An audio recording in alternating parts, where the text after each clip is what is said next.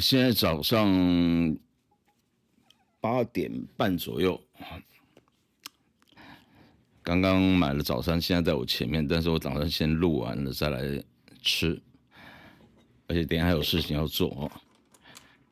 填土之道，填土之道，海恩，我理想中的餐酒生活，餐饮生活。这一期我们就重点去讲一些比较对大家可能特别是酒友来讲比较有直接帮助的东西哦。延续上一期的话题，这一期应该是73嘛，所以 episode 的第71期，我已经有提到酸度的部分哦。那一期最主要讲的是葡萄酒的酸度跟清酒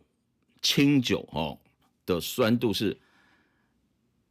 对，他们都是酸度，但是我里面有提到说有那种交叠式的酸度，各位可能觉得什么叫交叠式？这难道是我发明的吗？不是，我只是用一些比较简单的话来去形容而已。用一个比喻来讲好了。今天在讲比喻之前，我们先厘清一下什么叫做酸度哦。酸，不要讲度，酸度是日本人发明的。好，我们讲酸，在化学上所谓的酸呢，基本上呢分成两种哦。不是分成两种，就是说我们一谈到酸，对人来讲，我们第一个会想到的是什么？你会想到说，我假定跟你讲说，这等一下我要吃的东西，比如说葡萄，白葡萄，它是绿色的。我今天跟你讲说，这个葡萄很酸，你第一个会想到的是什么？你第一个会想到的是说，那很酸，我牙齿敏感，吃下去可能会不好入口哦。还是说你会想到的是很酸，它的 pH 值是多少 ？pH 值嘛，这个以前大家国中就已经开始在学这些东西了。你觉得两个东西有没有一样？我直接讲答案哈，就是各位可以去上网去查。第一种酸呢，我们说这个东西很酸，人为的感受、舌头的感受、味觉的感受、味觉目前这5味嘛，酸甜苦鲜咸里面就有酸这个东西，它的酸绝对指的不是那种 pH 值。那另外一种我们讲究所谓的化学上的酸呢，其实指的是那个氢解离的程度那化学知识就是我们是用石蕊试纸什么去看那个颜色嘛，然后酸性越高的，就是以那种化学的酸的定义来讲，越高的就是它的那个7以上，我们叫做偏碱；7以下我们偏酸。然后大概7到可能也许5.5左右，5左右是我们所谓的弱酸，就是以化学的定义来讲，在底下就是强酸了。然后这种属于 pH 值，那是跟那个氢离子就是解离的状况、电解的状况比较有关系。因为他们所谓的酸是说它会在人体或不管强碱强酸对人体会造成那种所谓的氧化还原反应会造成这个灼伤，就是其实灼伤就是因为你氧化还原产生热嘛，而且它会侵蚀掉你的皮肤等等的。化学我很久没有念了这个，但是 pH 值这种东西大家就听一听我的意思是说 pH 值跟所谓的这个我们嘴巴里面的很酸的东西呢，不能画上等号。但是我也不是说完全不相等就是说有些东西呢，你可能尝起来、吃起来，嘴巴觉得很酸，但是它那种酸的确是某种酸性物质造成的。可是它那个，如果你去量，你用几成脂，你用 pH 试纸去量的话，它可能只是弱酸而已，就是那个颜色可能不是那么的红，不是那么的对，不是那么的红，它可能只是淡淡的黄色而已，黄色了不起偏一点点橘色而已。那种酸呢，就是说嘴巴吃起来的酸，英文叫做 sour，S-O-U-R。然后如果你所谓的那种化学性的那种定义的 pH 值，那个叫 acidity，A-C-I-D-I-T-Y，这两个字是不一样的东西。就是说，他们虽然都在表现酸，但是一个是如果你是人的话呢，不是，如果你是一般的酒友，就是平常吃喝玩乐的酒友，你会注意到的是这个东西的 pH 值，还是注意到这个东西我们所谓的吃起来很酸不酸，对不对？pH 值讲的是，你知道，我记得盐酸啊、硫酸那些东西呢，它是强酸，就是以 pH 值就去量这种解离那个解离的那种氢的那种的活性什么的。如果我讲错的话，麻烦各位再去查，反正各位知道我的意思就好了哈。因为一镜到底，我也没有先查资料。那种属于化学的酸性很酸的东西呢，它可能如果有人会去喝的话，啊，请勿酒驾哈，饮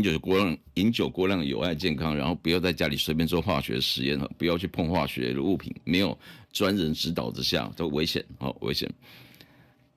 你那个酸，假定盐酸可以喝的话，假定千万不要做这个事情哦。我记得我看过文件是那个，其实在嘴巴里面的酸性的感觉都不是很强，反而是因为它是强酸的东西，它那种酸是 pH 值的酸，它反而会马上跟你的舌头作用，不是跟味蕾作用哦，是直接跟你的皮肤的那些有机物质作用，然后直接就侵害它了，变灼伤了，变成触觉上的灼伤的伤害了。那有些酸更恐怖啊，异形有看过吧？对，就是它的血液是酸性的血液，它碰到金属，它会直接一直往下清洗。异形的设定我们就不讲了，但是现实上有没有这种类似的酸可以一直往下清洗？有这种很严重的酸，然后氢氟酸呢，还是什么什么酸那个其实是很强的酸，但它可能只是我不晓得喝起来什么样的味道了，我不晓得。但是那种东西一旦受到清洗的时候，其实你是要酸碱中和的。但是回过头来讲，如果有一个东西很酸的话呢，它很高几率，我现在没办法判断，是因为会不会有例外？我们讲99.9%好了，它是有机酸，它可能就是那种尝起来很酸，可是用 pH 值试纸去量的时候呢，它的颜色是比较浅的颜色，意思是说它在化学活性方面没有那么的强，它要是只是一个你的味觉上面会，它跟你的它里面的酸性的物质跟你的味觉接受器呢会产生作用。那这些酸呢，其实你如果用化学角度来看的话，既然会造成嘴巴酸呢，它一定还是有某些物质去某些酸性的物质去影响到你的嘴巴嘛，味觉嘛。所以像哪些酸呢？像我要开始举例喽。前面都讲完了，我要开始举例喽。比方讲，酒石酸、苹果酸、乳酸。琥珀酸、柠檬酸，好，这5个再讲一次哦：酒石酸、乳酸、苹果酸、柠檬酸、琥珀酸。好，琥珀酸把它放到最后好了，5个。这个我有时间我把它放在那个说明栏。还有酸呢，这是右手，这是左手，这边是葡萄酒，这边是清酒。琥珀酸、乳酸、醋酸、柠檬酸，还有苹果酸。好，你说跟这个不是一样吗？对，差一个，这个没有酒石酸。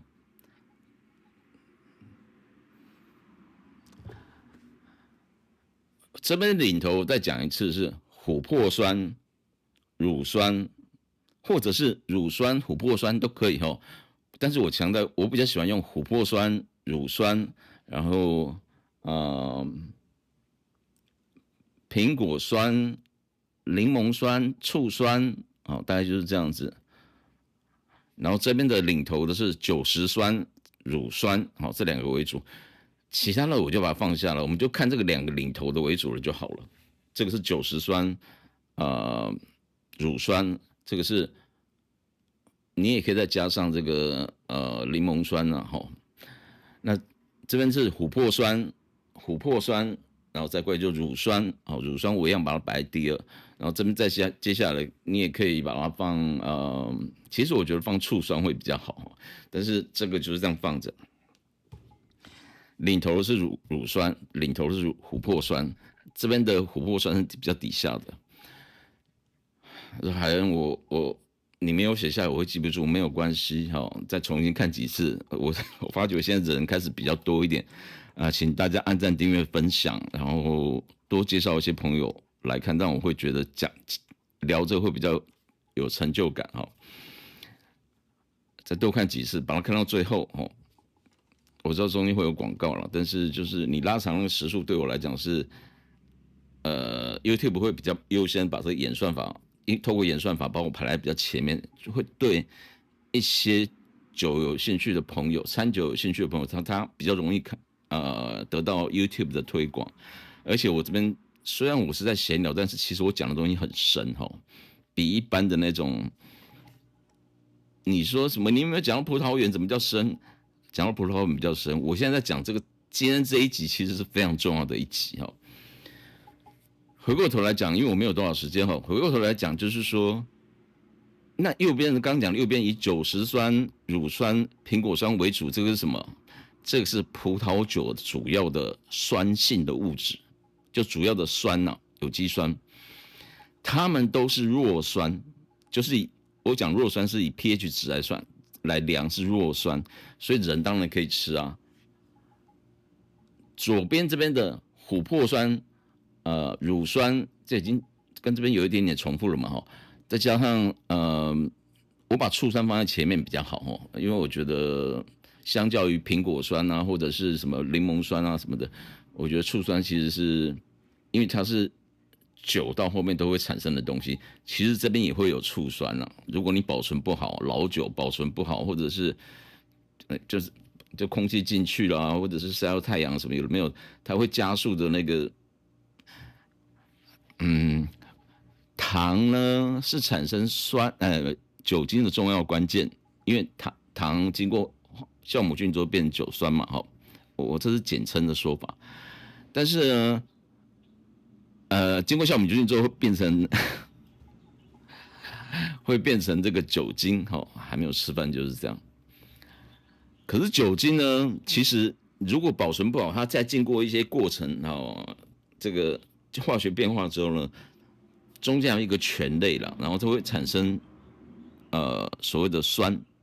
所以是如果你要排的话是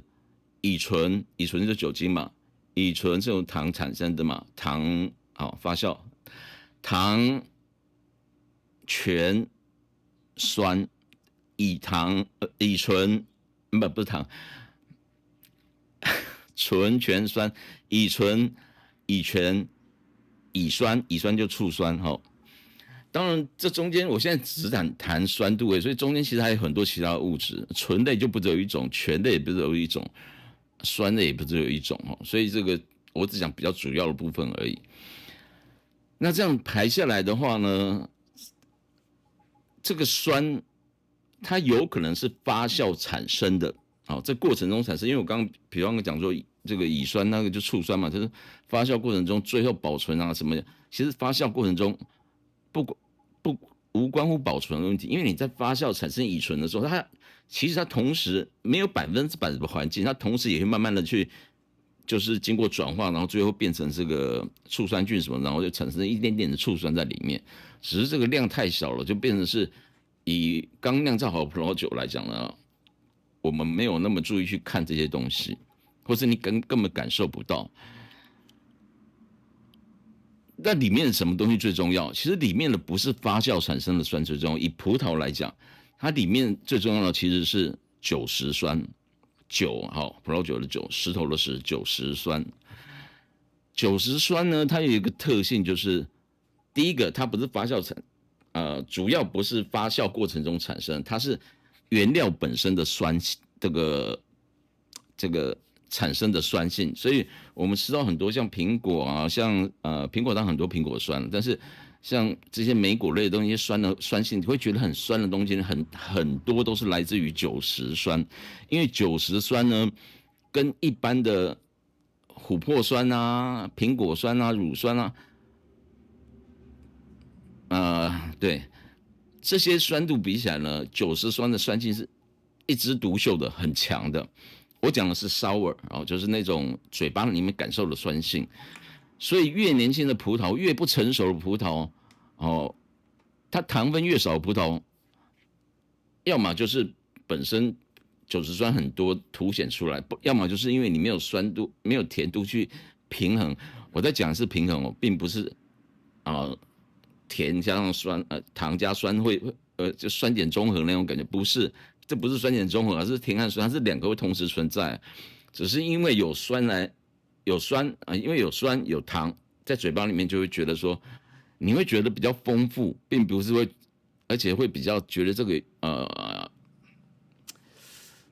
如果刺激感会让你觉得这个东西比较厚，比较有东西在里面的话，的确是这样子。所以我们酿酒葡萄酿好要收成的时候，很注意到的就是说，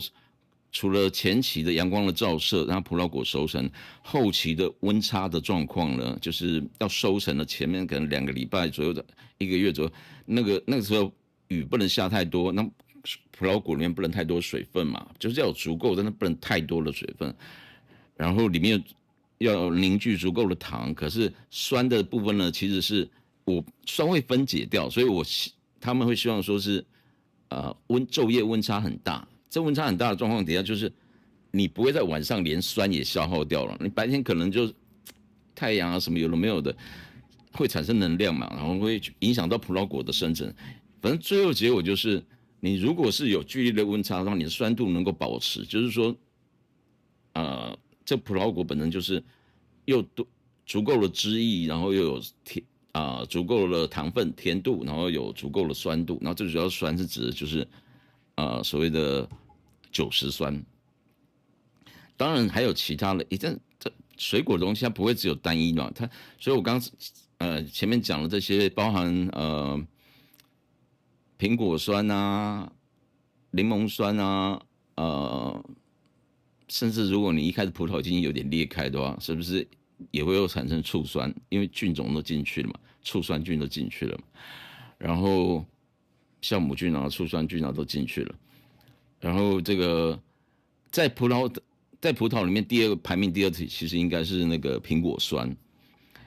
苹果酸呢，其实也是比较偏向天然的产物嘛。可是苹果酸呢，它其实这就是我们在讲不一定白葡萄酒，红葡萄酒，就是说葡萄如果它的酒石酸我们没办法处理就是只能尽量你的甜去想办法，到时候去让它尝起来比较不会那么的酸它其实很 dominate 的很 dominate 就是一枝独秀的。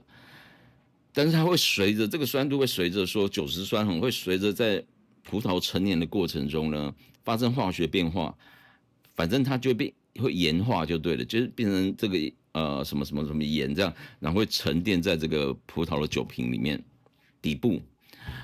当然这需要时间这个部分我们不谈，我们今天不是要讲成年嘛，我们是要讲是刚酿造好的时候，要装瓶之前。这葡萄酒农呢，因为苹果酸也是很酸，也是很锐利的那种酸度，但是苹果酸有一个好处就是说呢，它可以透过那个温差，就是本来是低温，然后上面把温度提高了之后，我讲在酒牢里面的时候，而且这时间你可以控制，因为所谓的时间控制就是控制那个发酵槽温度的上升的这个时间嘛。你时间控制呢，可以让这个葡萄呢，这个如果你觉得它的苹果酸真的太多的话，因为苹果酸我讲过，它仅次于酒石酸的那种酸性，而且在这种莓果类里面其实也不少。它就是在酒槽里面呢，到最后酒牢里面呢，最后我们透过温差，其实就是大地春回了，应该这样讲，在早期的时代是大地春回，然后这个它让空气流通啊，或让整个酿造的区域的温度稍微高一点了。这个时候呢，苹果酸就会慢慢的自然而然，讲代谢也好，转化也好，它就变成乳酸了。乳酸是很温和的乳酸，养乐多没有人在喝养乐多说喝起来养乐多很酸的吧，对不对？乳酸，然后这个过程呢，其实在葡萄酒里面叫做乳酸发酵。这样的名词其实不太对，我一直觉得这样听起来很怪怪的，就是乳酸发酵，你要听起来好像是把乳酸拿过来发酵一样，对不对？其实不是，他的意思是说把苹果酸发酵成为乳酸啊。他们的发酵这个字其实都是有点，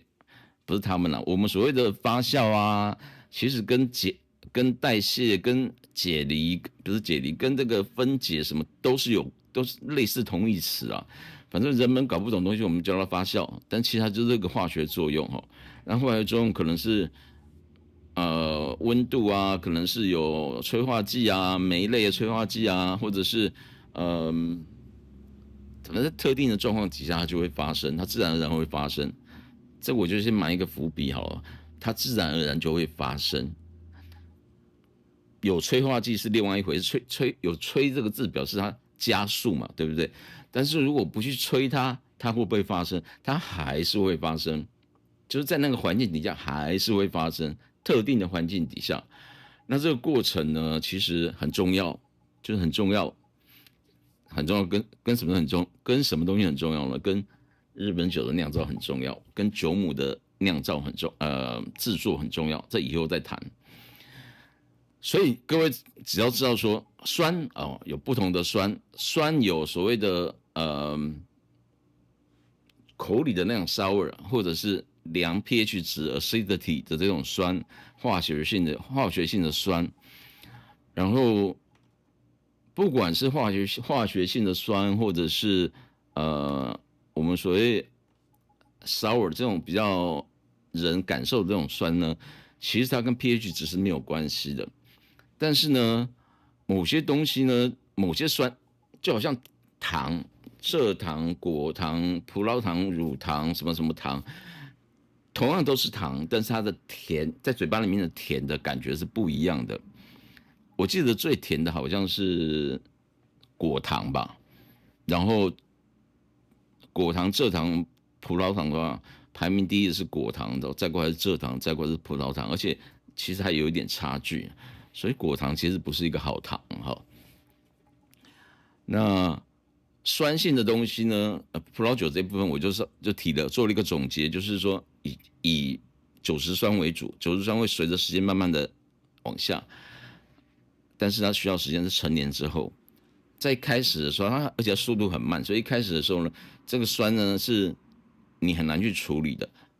是应该讲说它就是葡萄的结果的过程中，它自然而然就会产生在里面的。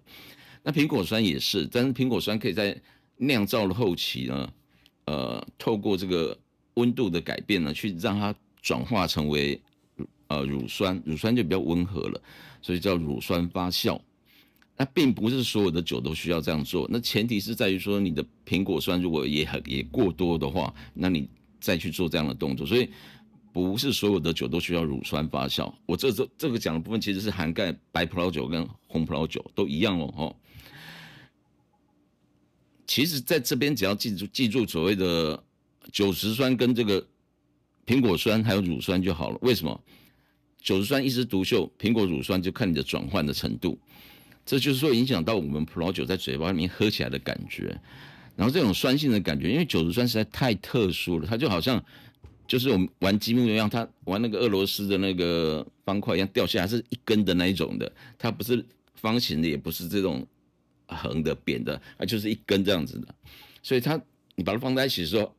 它叠不起来，它就是最高的这个，而且最高就会很刺激到你的味觉。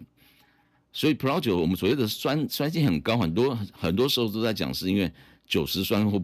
苹果酸很强，让你会觉得说很酸，你就配上这些比较清爽的料理，白肉啊，我昨天讲过了，白肉啊，这些海鲜啊，或者是你比较清爽式的调味的料理，甚至沙拉等等的。那日本酒呢？日本酒的不一样了。我刚刚讲过了，假定你有一堆那个俄罗斯方块，只有一根是那种长的那一根，而且我们不要把平的放好，就这样长的下来，底下叠的都是那种方的啦，这种 Z 型的这种东西的话，它们虽然整体而言，你把它讲成这些每种酸的堆叠，它就堆叠不起来，堆叠起来就是那种松松散散的，然后记住松松散散的，好，因为叠不起来嘛。然后，但是这一根又一枝独秀在那边，所以你一看那个画面就是这个会失败，不能讲失败，就是说它是比较分散的，因为没办法组合，有好几根一根一根这个东西。俄罗斯方块底部如果有4根都一根一根的，你要怎么去怎么把它消除掉？很困难嘛，你只能往上面再叠一些东西，但是都叠不起来啊。日本酒的部分呢，同样的道理来去思考就好了。我尽量简略去讲，同样的道理来去思考就好。日本酒的部分呢，它领头的是琥珀酸，或者是有人讲乳酸。但是不论是乳酸或琥珀酸呢，它们有很重要的一个点，就是说它们都不是很强的，就嘴巴里面不是很强的那种酸。然后我们不去谈什么原子量、分子量这些东西，分子量这些东西不谈。但是琥珀酸是在发酵中产生的比较多，乳酸也是，所以琥珀酸、乳酸，接下来的柠檬酸啊，或者是什么一点点的苹果酸啊，或是最后保存不良，或者过程中产生的一点点醋酸啊。如果醋酸多就很麻烦了。但是一般我讲的就是说，反正酿造过程中，因为它是开放式的环境嘛，难免或多或少会有。但是在这种环境底下，酿造环境底下，最主要是以琥珀酸跟乳酸为主。你想想看真的乳酸都已经是葡萄酒的乳酸都已经排在苹果酸底下第3位了，而且它还是有必要它才会转成这个乳酸了。那这边乳酸既然放在那么前面，因为在制造清酒的过程中呢，乳酸占很重要的角色。这个回去再看一下我之前讲那个酿造流程。但是琥珀酸是无可避免的产生，它跟米的特性是有关系的。所以今天呢，就如同你谈葡萄酒，你要想到的第一个其实是酒石酸。如果酸度的话，在谈葡萄酒的酸度，在谈清酒的酸度，你第一个要想到的是琥珀酸。而且琥珀酸就是它不是那么的让你嘴巴觉得那么的酸，然后乳酸也不是那么的酸，所以这个时候很容易凸显出什么？因为它本身比较弱一点，但是它还是有酸性啊，它会凸显的是那种米没有发酵完的那个糖分啊，葡萄糖的那种甜度。这就是日本酒为什么我们会觉得它比较没有，它即便有果香，但是你还是觉得它最后都会有米甜。有些酒很多人不喜欢喝日本酒，是因为觉得它喝起来是入口后面有一点甜，但是也有些日本酒喝起来是有点酸的。这中间差异在哪里？有没有发酵完全？这个是很重要的一个点。那琥珀酸跟乳酸呢？还有什么苹果酸啊，这个柠檬酸等等那些酸呢？它其实因为它们都是俄罗斯方块里面不是那种一根型的，它是比较那种方形的啦，或者是反正比较好组合的这些型。所以呢，即便它们都是弱酸这些都是弱酸，在嘴巴里面都是弱酸但是它很多叠在一起的时候呢，就是这一瓶酒里面很多叠在一起的时候，这边的这个俄罗斯方块的酸的组合呢，就会比较完整，就是它不会像这个组合不起来。组合不起来的意思就是说，它比较游离在这个发散在这个葡萄酒里面。这个组合起来呢，就是说它们比较容易结合起来。我讲结合并不是真的结合在一起，不是化学的结合，就是说它们的在酒里面的分布是这个很可以就是很具体的。也就是说，即便它们很多，但是你也不会觉得很酸。可是问题是因为很多在里面，所以你会感觉到就是这个酒呢比较浓浓郁，再去想一下那个我讲的那个红墨水那个实验哦，浓郁什么意思？浓郁就表示这酒喝起来它高嘛，比较厚嘛，比较稠嘛，比较里面好多东西的感觉。所以但是这个合起来的东西还都是酸性呢，所以日本人就是因为你不能用 pH 值来代表它，但是每一种酸又不一样，所以你要怎么去跟客人讲说哦里面有很多酸？他们后面就会写一个酸度这些东西呢，这是日本人发明的。他的意思并不是说这个强弱或什么，他那个强弱当然有强弱意思，但是那强弱不是 sour，不是那种很酸的那种 sour，它那个指的是说，如果说这个酸度越高，表示说里面这种东西的酸很多，特别是什么？特别是琥珀酸很多，就是说它喝起来不会很酸，但是因为很多这种酸在里面，所以它酸度比较高。我讲过了哦，这个没有一个计量值，因为你看每种酸都不一样嘛，你要怎么计量？你可以把它想象成这好像一罐积木里面很多俄罗斯方块那种感觉，但是煮不太起来，但是很多。煮起来状况比这边还要好一点了哈。但是这个地方呢，就是你真的拿起来一喝，哦，酸性很高。日本酒的酸性很高，这时候他们的解释就不是说跟葡萄酒的酸性不一样，因为葡萄酒酸性是90酸，按苹果酸为主嘛。这边的话，琥珀酸这些东西呢，喝起来就是没有那么酸，但是你会觉得很具体。那种具体是不是味觉，而是类似像触觉一样很具体。很浓郁，或者是说，因为琥珀酸的味道又比较怎么讲，比较，应该讲比较不讨喜一点，它会比较偏向五妈米那种，以调性来讲会不是那种清新的那种感觉，所以酸度越高的日本酒呢，基本上它的果香相对来讲就比较不会那么的浓郁，然后喝起来比较厚。比较厚，就是酒体会比较厚。我刚刚讲了，因为它里面很多这样的东西在，然后这边是90酸，这个很明显，其他这样一点点这样，那你会感受到，而且90酸本身就酸度也很强，而且90酸也有香气，所以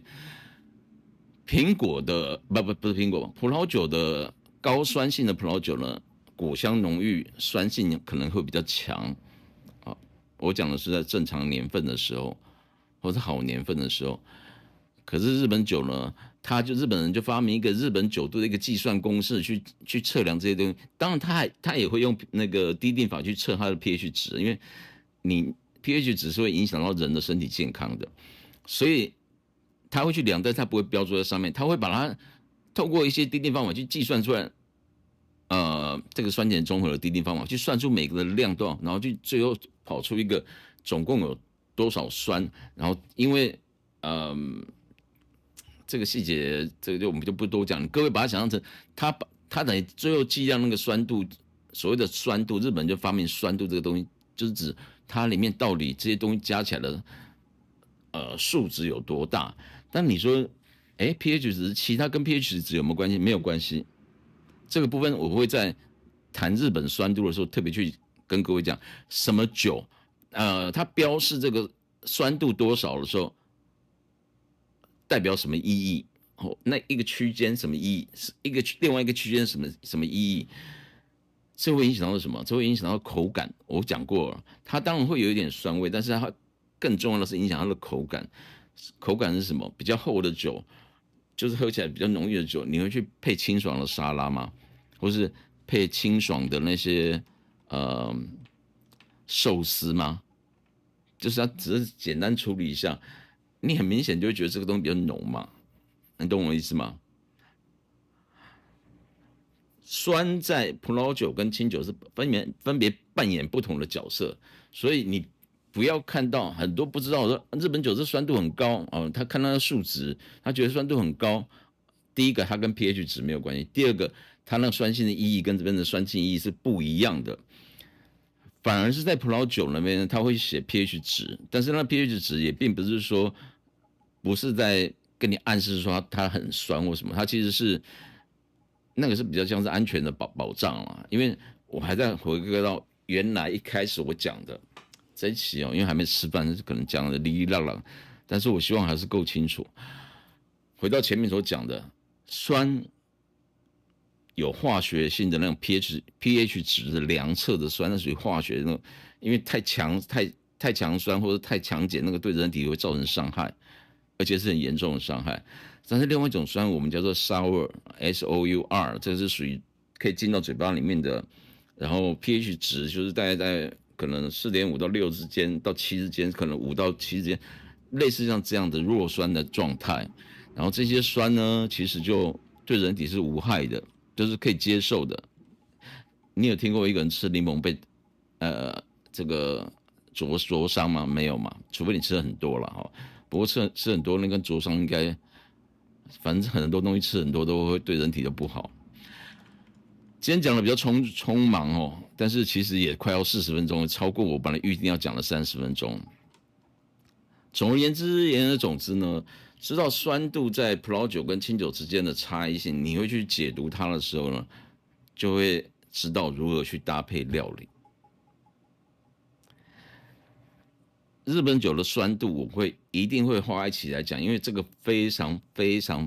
的重要。等到那一期再来讲好了。填土之道有道理，理是李明的理，